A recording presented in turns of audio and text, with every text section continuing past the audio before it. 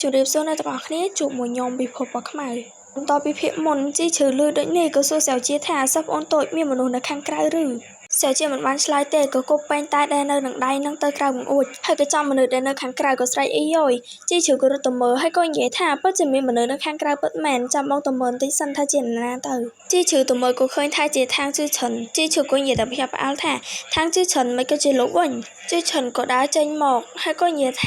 ាសួស្ដីជីជ្រៅក៏សួរជឿឆិនថាមិនក៏លោកនឹងថាពួកខ្ញុំស្នាក់នៅទីនេះសៅជាក៏និយាយថាប្រហែលគេដើរតាមពួកយើងហើយនៅស្មានមិនដល់ថាអ្នកប្រុសថ្លៃថ្នូរមកពីបឋានសួគ៌9ជាន់ក៏អាចធ្វើរឿងលួចមាន់អង្អែលឆ្កាបែបនេះសោះបើវងកញ្ចក់ទីអ្នកគ្នាកន្លែងហ្នឹងគឺផលធៀបមានន័យថា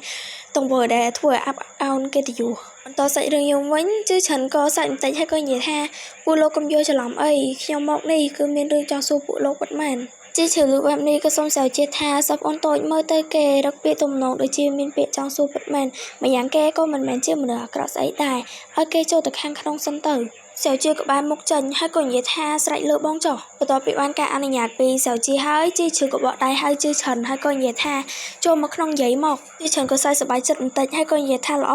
អកាត់មកពេលដែលពួកគេចូលមកដល់ខាងក្នុងជីជ្រៅចាក់តែឲ្យជឿឆិនហើយក៏និយាយថាខាងជឿឆិនមានរឿងអីចង់សួរក៏ឆាប់និយាយទៅជឿឆិនលើបែបនេះក៏ចាប់ផ្ដើមសួរថារឿងសម្រាប់រង្គ្រាលគ្រួសារលីនោះគឺពួកលោកជាអ្នកធ្វើឬជីជ្រៅលើសំណួរនេះហើយក៏ភ័យណាស់ក៏ច្រឡំចាក់តែដែលក្តៅទៅលើដៃជឿឆិនក៏ស្រែកថាអីយ៉យក្តៅណាស់ជីជ្រៅក៏បញ្ញាប់និយាយថាសុំតើមានរលាកអត់ហ្នឹងជីជ្រៅរៀបស្លាងកាំងបន្តិចហើយក៏ឆ្លើយថាលោកកុំយកខុសអីការពិតទៅរឿងគ្រួសារតកូលលីនោះពួកខ្ញុំគ្មានពាក់ព័ន្ធនិយាយមិនទាន់ចប់ផងក៏ធ្វើសៅជានិយាយកាត់ថាមិនខុសទេគឺខ្ញុំជាអ្នកធ្វើព្រមទៅលើបែបនេះភ្លាមជឿឆិនក៏និយាយថាស្អីគេខ្លួនជាកូនសមឲ្យពិបាកតើមិនក៏អាចសម្លាប់មនុស្សស្លូតត្រង់មិនរើសមុខបែបហ្នឹងទៅកើតជីជ្រៅក៏ស្ដីឲ្យសៅជាថាសពអូនតូចឯងកុំនិយាយប្រេះផ្ដាស់សៅជាក៏សួរជឿឆិនថាអ្នកប្រុសមានចំណេះដឹងនិងបទពិសោធន៍ច្រើនអញ្ចឹងគួរតែដឹងពីក្បួនហ្វូជឺជូហ្វាហើយត្រូវទេកន្លែងហ្នឹងមិនសូវខ្ញុំអានខុសសូមអធិស្ឋានផងអ្នកនរគ្នាក្បួនហ្នឹងគឺជាក្បួនដែលបំលែងមនុស្សរស់ឲ្យខ្លាចទៅជាខ្មោចឆៅដូចមីងយីអ្នកនរគ្នាចូលមកសាច់រឿងយើងវិញជឿឆិនលឺបែបហ្នឹងក៏និយាយថាលោកកំពុងនិយាយអំពីមន្តអាគមដែលបំលែងមនុស្សរស់ឲ្យខ្លាចជាខ្មោចបិសាចដើម្បីទទួលបានភាពចម្រុងចម្រើននោះហ៎មួយក៏ខ្មោចឆៅដែលនៅក្នុងផ្ទះគ្រួសារតកូលលីនោះ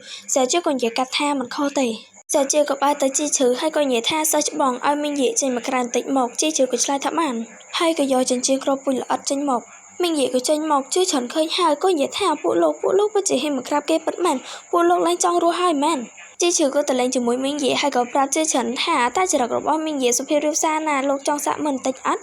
់ជឿឆិនក៏ឆ្លើយថាអត់អីទេអរគុណជឿឆិនក៏បានមកនិយាយជាមួយសៅជាវិញថាតែលោកក៏មិនអាចសម្លាប់មនុស្សគ្រប់គ្នាក្នុងគ្រួសារលីបែបហ្នឹងដែរណាសៅជាក៏និយាយថាមន្តអាគមនោះកាន់តែខ្លាំងប៉ុណ្ណាប្រតិកម្មបកមកវិញវាកាន់តែលឿនប៉ុណ្ណឹងដែរបើសិនជាខ្ញុំមិនចាត់ការទេកន្លងផុត3ថ្ងៃសមាជិកគ្រួសារលីក៏ប្រែក្លាយទៅជាវិស័យវាបហាក្រុងមិនខានលើបែបនេះជឿឆិនក៏អង្គុយចុះហើយក៏និយាយថាតែយ៉ាងណាពេលនេះខាងរាជការបានចូលដៃជាមួយប្រតិកម្មមកពីបរមសីខៀវរួមគ្នាស៊ើបអង្កេតរឿងនេះមិនយូរមិនឆាប់មុខជាស្វែងរកឃើញការពិតក៏ប៉ុន្តែខ្ញុំមានវិធីដែលអាចជួយឲ្យពួកលោកគេចផុតពីបញ្ហានេះដោយសុវត្ថិភាពជាជ្រលឺបែបនេះក៏រហ័សចូលមកសួរថាពិតមែនឬជាฉันក៏និយាយថាខ្ញុំអាចបញ្ជាក់រឿងដែលគ្រួសារតកូលីបំលែងមនុស្សឲ្យទៅជាខ្មោចឆៅនោះបានបន្ទាប់ពីការពិតត្រូវបានលាតត្រដាងរួចខាងរាជការមិនត្រឹមតែមិនដេញដោលនោះទេផ្ទុយទៅវិញមុខជាគិតថាពួកលោកគឺជាមនុស្សទេពដែលបានជួយសង្គ្រោះពិភពលោកទៀតផងជាជ្រលឺបែបនេះក៏ចាប់ដៃជឿឆិនហើយក៏និយាយថាល្អមែនតើលោកត្រូវតែជួយពួកយើងណាជឿឆិនក៏និយាយថាជាជ្រៅមិនសម្លាញ់មិនបាច់គួរសមដល់ថ្នាក់នេះទេចាជាឃើញពួកគេចាប់ដៃគ្នាបែបនេះមិនពេញចិត្តជាខ្លាំងហើយក៏និយាយថាមិនបាច់ទេរឿងមួយនេះខ្ញុំចាត់ការខ្លួនឯងបានជាជ្រលឺបែបនេះក៏និយាយថាសពអូនតូចយ៉ាងណាគេក៏មានទឹកចិត្តល្អជួយទៅហើយឯងកុំធ្វើប្រងើយអញ្ចឹងទៀតអីចាជាក៏សួរជាឈឺថាសិស្សច្បងគិតថាផ្អែកលើសមត្ថភាពខ្ញុំគឺមិនអាចដោះស្រាយបញ្ហានេះបានមែនទេជាឈឺក៏អេះក្បាលហើយក៏និយាយថារឿងនេះគឺវាមិនមែនចឹងទាំងស្រុងទេណាថងក៏ចេញមកសាច់ចំអអីជាឈឺហើយក៏និយាយថាឲ្យមាត់ឲ្យកម្រោតរបស់លោកបន្តនិយាយផ្ដេសផ្ដាស់ទៀតទៅចុះជីជ្រលឺបែបនេះក្តៅណាស់ក៏និយាយថាបិទមាត់ចាជាក៏ក្រោកឈរហើយក៏និយាយទៅកាន់ជឿឆិនថាសុំទោសខ្ញុំរៀងហត់នឿយបន្តិចហើយមិនបានជូនដំណើរទ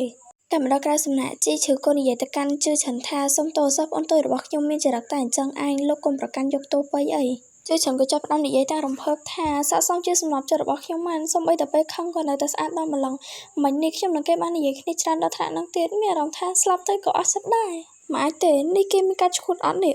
ជាฉันក៏និយាយថាជាជ្រៅមិត្តសម្លាញ់យប់នេះរំខានច្រើនណាស់អញ្ចឹងខ្ញុំសុំលាទៅសិនហើយជាជ្រៅក៏និយាយថាចាំបន្តិចក៏យកប្រាក់ចេញមកឲ្យជឿฉันក៏និយាយថានេះគឺ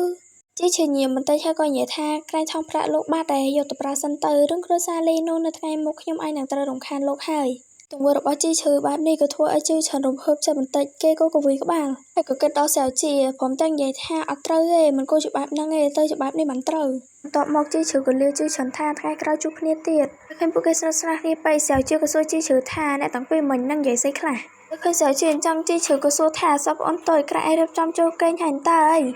គ្មានអ្វីទេថងប្រាក់គេបាត់ហើយបងក៏ឲ្យប្រាក់អន្តិចទួយទៅគេបន្ទាប់មកនិយាយគ្នាពីរឿងគ្រួសារលីលើបែបនេះសាវជាក៏យកដៃទៅរាំងជីឈឺធ្វើជីឈឺភ្ញាក់ប្រោតហ្មងសាវជាក៏និយាយថាខ្ញុំនិយាយរួចហើយថារឿងមួយនេះខ្ញុំអាចដោះស្រាយខ្លួនឯងបានបងថ្ងៃក្រោយហាក់សម្រេចចិត្តឲ្យខ្លួនឯងទៅរកគេនោះទៀតដឹងហើយនៅឃើញសាវជាខឹងខ្លាំងបែបនេះជីឈឺក៏ឆ្លើយថាសាវជាលើដៃហើយក៏និយាយថាយកចិញ្ចៀនគ្រាប់ពុយល្អិតឲ្យខ្ញុំបន្តិចថាអំពើរបស់មីងយានៅមិនទាន់មានលំនឹងទេខ្ញុំនឹងបន្ថែមវេទមន្តរាងមួយស្រទាប់ទៀតជីឈឺក៏ឆ្លើយថាបានហើយក៏ហុចចិញ្ចៀននឹងឲ្យសាវជាកាត់មកព្រឹបព្រលឹមឡើងក៏លឺសំឡេងគោះទ្វារជីឈឺក៏ដើរទៅទាំងស្ងាត់ហើយក៏និយាយថាទៅហើយអ្នកណាគេមកទាំងព្រឹបព្រលឹមចឹងណាជីឈឺបើកទ្វារមកក៏ឃើញថាជាគូហុងឡើងស្វាងចែហ្មងហើយក៏និយាយថាព្រឹត្តិការណ៍គូហុងលោកមកហើយខ្ញុំមករកសាវជាជីឈឺក៏និយាយថាលោកសូមអញ្ជើញសាវជាម្ដងក៏អន់គោរពសាវជាក៏និយាយថាកូនសិស្សសូមគោរពព្រឹត្តិការណ៍គូហុងក៏និយាយថាសាវជាខ្ញុំត្រូវប្រញាប់ត្រឡប់ទៅប៉ាក់វិញភ្លាមតែម្ដងឯងពិតជាមិនទៅជាមួយខ្ញុំទេសាវជាក៏និយាយថាបញ្ហារបស់កូនសិស្សនៅមិនទាន់ចាត់ការរួចទេមិនអាចត្រឡប់ទៅវិញបានឡើយសូមប្រតិចាមេត្តាអភ័យទោសផងចុះលើបែបនេះគូហុងដល់ដង្ហើមធំបន្តិចហើយក៏និយាយថាខ្ញុំដឹងហើយជីឈឺមើលថែគេបានល្អជីឈឺក៏ឆ្លើយថាលោកទុកចិត្តចុះប្រតិចាគូហុងចាំខ្ញុំជូនដំណើរលោកតាមរហ័ងក្រៅជីឈឺក៏និយាយថាប្រតិចាធ្វើដំណើរតាមសម្រួលមុននឹងទៅគូហុងក៏ហុចរបស់មួយឲ្យជីឈឺហើយក៏និយាយថាជួយខ្ញុំយករបស់នេះប្រគល់ឲ្យសាវជាផងជីឈឺឃើញដូចនេះក៏និយាយថានេះជីឈឺក៏សម័យទៅដល់ពេលដែលសាវជាធ្លាប់ប្រាប់គេគូហុងគេជំនាញខាងក្រៅមកគុំងងឹតណាស់បើគេឲ្យរបស់អ្វីទៅបងដៃខាត់គុំទទួលឲ្យសោះបើត្រូវគេបង្ខំឲ្យយកក៏ត្រូវតែបំផ្លាញរបស់នោះចោលឲ្យបានឆាប់បានមកនឹងហើយបន្ទាប់ពីនឹកឃើញចឹងហើយជីឈឺក៏គិតក្នុងចិត្តថាធ្វើយ៉ាងម៉េចទៅបើទោះបីជាមិនមែនឲ្យខ្ញុំតែបើសិនជាខ្ញុំទទួលយកសពអូនតូចមុខជាខឹងច្បាស់ណាស់នៅឃើញជីឈឺផ្លឹកគូហុងក៏សួរថាសាវជាមិនឲ្យអញទទួលរបស់ខ្ញុំមែនទេជីឈឺក៏រហ័សប្រកែកថាអត់មានទេមិនមែនចឹងទេព្រឹត្តិការណ៍នេះគួរតែជាថ្មស័ក្តិសិទ្ធិលំដាប់កំពូលហើយត្រូវឲ្យវត្ថុមានតម្លៃដល់ថ្នាក់ហ្នឹងមិនក៏លោកមកបកឲ្យសពអូនតូចដល់ផ្ទាល់តែម្ដងទៅគូហុងក៏និយាយថាមិញនេះរកពីគេឯងក៏បានឃើញដែរបើខ្ញុំយករបស់នេះទៅឲ្យគេដោយផ្ទាល់គេមកជិះមកទួយយកទេយ៉ាងណាខ្ញុំឃើញគេនឹងឯងមើលទៅពិតជាស្និទ្ធស្នាលគ្នាណាស់ជីឈឺលឺបែបនេះរៀងភ័យបន្តិចហើយក៏យកដៃទៅអេះក្បាលបន្ទាប់មកក៏និយាយថាអញ្ចឹងឬអាចថាមកពីពួកយើងមេយុសកលគ្នាទៅអាចចុះសម្រងនឹងគ្នាដូច្នេះគូហុងក៏យកថ្មស័ក្តិសិទ្ធិនោះដាក់នៅក្នុងដៃជីឈឺហើយក៏និយាយថាទោះយ៉ាងណាក៏ដោយក៏ត្រូវតែជួយខ្ញុំយករបស់នេះបកគលឲ្យសាវជាបានមិនដូច្នេះទេជីឈឺក៏បង្ខំចិត្តទទួលយកហើយក៏និយាយថាគុណសិស្សយល់ហើយលោកកុំព្រួយខ្ញុំមកជាបកគលវាឲ្យសិស្សប្អូនតូចពេលដែលគូហុងដាក់ចាស់ចេញទៅជីឈឺក៏គិតក្នុងចិត្តថាខ្ញុំគួរធ្វើយ៉ាងម៉េចទៅបើមិនអញ្ចឹងទេគិតអញ្ចឹងហើយជីឈឺក៏បំរុងយកថ្មស័ក្តិសិទ្ធិនោះគប់ចោលតែក៏ត្រូវថងថោកចេញមកខត់ទាន់ហើយក៏និយាយថាជប់សិនបើសិនបើគេប្រើវេទមន្តចំពោះរបស់នេះដើម្បីតាមដានសកម្មភាពរបស់លោកហើយលោកទៅបោះវាចោលតាមតែចិត្តវាមិនបាច់លេទៅហើយទេអីជីឈឺលឺថងនិយាយបែបនេះក៏និយាយថាប្រពន្ធនិយាយត្រូវមានតែបកគលរបស់នេះឲ្យសិស្សប្អូនដោះស្រាយចុះកាត់មកដល់កន្លែងស្នាក់ឯនេះវិញជីឈឺចូលមកដល់ដំណាក់ក៏និយាយថាសិស្សប្អូនតូចរបស់នេះអញយល់ឃើញថាវាមិនទាន់ចប់ផងតែដល់ឃើញសាវជារៀងហត់នឿយជីឈឺក៏គិតក្នុងចិត្តថាមើលទៅគេទំនងដូចជាហត់នឿយណាខ្ញុំទៅទិញរបស់ញ៉ាំសិនចុះមួយសន្ទុះទៀតចាំមករកគេវិញកាត់មកដល់ក្នុងផ្សារនេះវិញជីឈឺដើរសុកក៏ឃើញមនុស្សចំរុំនៅមុខដំណាក់គ្រួសារលីជីឈឺក៏គិតក្នុងចិត្តតែឆ្ងល់ថានេះក្រែងជាដំណាក់គ្រួសារលីតើមិនបានជាមានមនុស្សដុំគ្នាច្រើនបែបនេះជីឈឺក៏ដើរចូលទៅសួរបរិសម្នាក់លបងទីនេះមានរឿងអីកាត់ឡើងមិនក៏មានមនុស្សដុំគ្នាច្រើនដល់ថ្នាក់នេះបរិសនោះក៏ប្រាប់ថាគឺជារឿងគ្រួសារលីដែលត្រូវបានសម្លាប់រង្គាលនឹងឯងខាងរាជការបានទៅរកព្រះអាចារ្យមកបបារួមអស័យខៀវឲ្យគេមកស៊ើបអង្កេតព្រឹត្តិការណ៍នោះថាគេតកបានប្រើក្បាច់ដាវរបស់បាក់តាវលោកបែបនេះជីឈឺក៏គិតក្នុងចិត្តថាមិនអាចទេមិនក៏ស៊ើបអង្កេតឃើញលឿនបែបនេះមិនកើតទេត្រូវតែបញ្ញាប់ទៅរាយការណ៍ប្រាប់សិស្សប្អូនតូចហើយទៅបានកាត់មកមួយសន្ទុះក្រោយមកជីឈឺរត់ចូលមកទាំងតែហេតុទៅហប់ហើយក៏និយាយថាសិស្សប្អូនតូចវិវត្តហើយសាជាឃើញបែបនេះក៏សួរថាមានរឿងអីគឺរឿងសម្រាប់រង្គាលក្នុងគ្រួសារលីត្រូវបានសុំគេរកឃើញហើយពួកយើងបញ្ញាប់ចាក់ចេញទៅព្រោះតែចេញមកដល់ខាងក្រៅភ្លាមក៏ត្រូវពួកគេស្ទាក់ជាប់បរិសម្នាក់ក្នុងចំណោមនោះក៏និយាយថាគិតចង់រត់ផងចាប់ពួកគេឲ្យយើងឃើញបែបនេះជីឈឺក៏គិតក្នុងចិត្តថាចប់ហើយពេលនេះគួរធ្វើបែបណាទៅជីឈឺក៏ធ្វើជាសួរថាលោកម្ចាស់នេះមានរឿងអីហ្នឹងមិនក៏គ្រប់គ្នាមកទីនេះលោកម្ចាស់ម្នាក់ហ្នឹងក៏ដកដាវយកមកគំរាមជីឈឺហើយក៏និយាយថាពួកយើងសង្ស័យថាអ្នកទាំងពីរមានជាប់ពាក់ព័ន្ធនឹងរឿងក្តីសម្លាប់គ្រួសារលីសូមអញ្ជើញត្រឡប់ទៅជាមួយពួកយើងដើម្បីទទួលការស៊ើបអង្កេតជីឈឺក៏រុញដាវនោះចេញហើយក៏និយាយថាផ្ដាំចេញពីរឿងហ្នឹងទេក៏ប៉ុន្តែពេលនោះពួកយើងនៅភ្នំជាលៀនចាប់ឲ្យសាច់មិនអាចទៅសម្លាប់មនុស្សកើតទេ ពេលនោះក៏មានប្រចាំម្នាក់ចេញមកហើយក៏សួរថាចុះឯណាបិសាចដែលពួកអញចាប់បាននោះយកចេញមកខ្ញុំពិនិត្យមើលបន្តិចមើលជីឈឺក៏ឆ្លើយថាគឺធាតុរបស់បិសាចត្រូវពួកយើងយកទៅបំបែកហើយលោកបាននេះគាត់ក៏សួរថាបំបែកធាតុបិសាចសូម្បីតែពួកខ្ញុំក៏ត្រូវការពេល7ថ្ងៃដែរតាំងពីថ្ងៃកើតហេតុមកគឺទៅតែបាន5ថ្ងៃប៉ុណ្ណោះឬមួយក៏ពួកឯងដែលជាសិស្សមកវិបាកតើមានសមត្ថភាពជាងខ្ញុំដែលជាប្រតិចារទៅទៀតស្រាជាក៏ដើរចូលមកហើយក៏និយាយថាមិនខុសទេគឺខ្ញុំជាអ្នកសម្លាប់មនុស្សទាំងនោះលោកបែបនេះភ្លាមជីឈឺលំភ័យហ្មងស្រាជាក៏សួរប្រតិចាំម្នាក់នឹងថាប្រតិចារក៏ជាអ្នកចេះវិទ្យាគុណដែរគួរតែដឹងអំពីមន្តអាគមបំលែងមនុស្សឲ្យទៅជាបិសាចហើយគ្រាន់តែលើបែបនេះភ្លាមគាត់ក៏សួរថាឯងនិយាយស្អីហ្នឹងស្រាជាក៏និយាយទៅកាន់ជីឈឺថាសិស្សច្បងយកមីងាកចេញមកជីឈឺហត់ចិញ្ចៀនគ្រាប់ពុយល្អិតឲ្យស្រាជាហើយក៏សួរថាសោះប្អូនតូចអញហៅគេចេញមកធ្វើអីគេប្រែខ្លាចទៅជាបិសាចទៅហើយសតិក៏ច្របូកច្របល់ដែរទទួលចិញ្ចៀនពីជីឈឺហើយស្រាជាក៏និយាយថាសិស្សច្បងកុំបារម្ភអីខ្ញុំមានវិធីអាចឲ្យគេត្រឡប់មកមានសតិជាបណ្ដោះអាសន្នសិនបានខ្ញុំចង់ឲ្យគ្រប់គ្នាបានដឹងពីរឿងនៅក្រៅក្នុងគ្រួសារតកូលលីថាពួកគេបានធ្វើស្អីខ្លះគ្រាន់តែមីងងាកចេញមកភ្លាមគ្រប់គ្នាក៏ស្រឡាំងកាំងឯប្រតិចារនោះវិញក៏និយាយថាមិននឹងអាចទៅមនុស្សនៅចិត្តបង្កាយក្នុងបាក់យើងពិតជាបានប្រើមន្តអាគមងើតបំលែងមនុស្សឲ្យទៅជាបិសាចពិតមែនស្រាជាក៏យកយ័ន្តមួយបិណ្ឌនឹងថ្ងៃមីងងាកហើយក៏សូត្រមន្តគាថាមួយសន្ទុះក្រោយមកក៏មានពន្លឺវៃម្យ៉ាងស្រូបចូលថ្ងៃរបស់មីងយា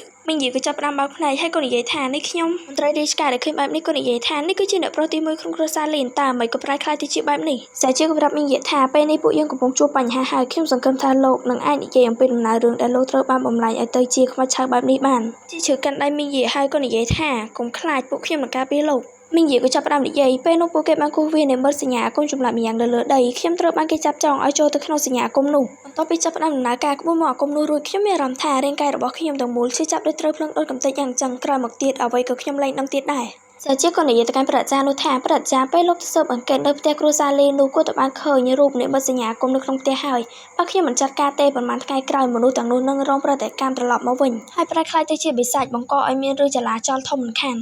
ប្រតិចាំម្នាក់នោះក៏និយាយថាអញនិយាយមិនខុសទេក៏ប៉ុន្តែមុននឹងខ្លះខ្លួនទីជាបិសាចពួកគេក៏នៅតែជាមនុស្សធម្មតាដល់ឡើយទោះបីជាប្រព្រឹត្តអំពើខុសធ្ងន់យ៉ាងណាក៏ដោយបើយោងតាមផ្លូវច្បាប់ក៏គួរទៅប្រកបឲ្យខាងរាជការជាអ្នកចាត់ការដែរមិនក៏សម្រាប់ពួកគេស្ងាត់តាមតែអំពើចិត្តបែបនេះបន្ទាប់ពីប្រកែកគ្នាឆ្អែតឆ្អន់ហើយពួកគេក៏នៅសម្លាប់គ្នានៅនឹងឯស្រាវជាវិញក្តាប់ដៃយ៉ាងណែនជីជក៏គិតក្នុងចិត្តថាលើកទី1ហើយដែលមានអ្នកហេស្អីបដៅឲ្យសិស្សប្អូនតូចអត្រាបណីដល់ថ្នាក់ហ្នឹងសិស្សប្អូនតូចអញត្រូវតែអត់ទ្រាំឲ្យបានកុំប្រាដៃជើងលើគាត់ឲ្យសោះរាជការនឹងក៏ចូលមកសួរប្រតិចារថាប្រតិចារគេនិយាយនឹងជាការពិតទេសមាជិកគ្រួសារលីពិតជាបំលែងមនុស្សឲ្យទៅជាបិសាចមែនប្រតិចារក៏ឆ្លើយថាមិនខុសទេក្បួនបំលែងមនុស្សឲ្យទៅជាខ្មោចឆៅគ្រោះថ្នាក់ខ្លាំងណាស់បើមិនបានឃើញអ្នកប្រុសលីខ្លាចទៅជាបែបនេះទេខ្ញុំក៏មិនហ៊ានជឿថាគ្រួសារលីអាចធ្វើរឿងកំណាចខុសខើបែបនេះទៅរួចមន្ត្រីរាជការនោះក៏និយាយទៅកាន់ពួកគេទាំងពីរថាទោះបីជាដំបូងឡើយពួកលោកមានបំណងល្អក៏ដោយក៏ប៉ុន្តែពួកលោកហ៊ានប្រព្រឹត្តអំពើតាមតែអំពើចិត្តខុសនឹងច្បាប់នឹងត្រូវត្រឡប់ទៅតុលាការជាមួយខ្ញុំរងចាំការកាត់ទោសហើយនឹងឯណោះនេះសាច់រឿងរបស់យើងបានមកដល់ទីបញ្ចប់ហើយជួបគ្នានៅវីដេអូក្រោយជម្រាបលា